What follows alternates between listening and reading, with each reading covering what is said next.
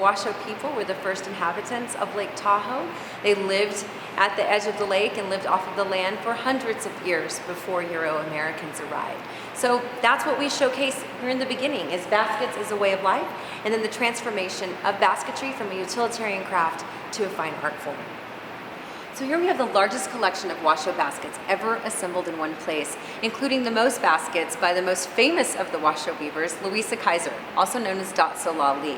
And one of the coolest, rarest presentations here in this gallery is this exhibition of miniatures, Dot Sola Lee miniatures. These are some of my favorite in the show, specifically because I'm fascinated by how tiny they are and how amazing the design is.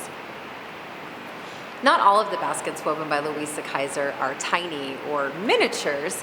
We have here incredible displays of some of the finest baskets that she made in her lifetime.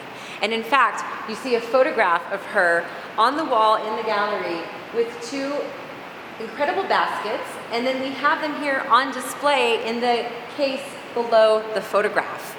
And this style of basket weaving, Louisa Kaiser really perfected, and it was known as the Digicup. The Digicup design is this circular design at the top where the basket kind of goes inward. This was not a design that Washoe weavers used for utilitarian baskets. This was a design specifically made for the curio art market. So the primary material used for the baskets are willows. But every time you see a different color, that's a new material, an earthen material that's been introduced. So the black here is from the root structure of the bracken fern, and the red is redbud. And that is incredible to think about, because every time a new material is introduced, the weaving process had to stop, new material was brought in, and then the stitch cycle had to start all over. So if you think about the time spent on these baskets, it's really astounding.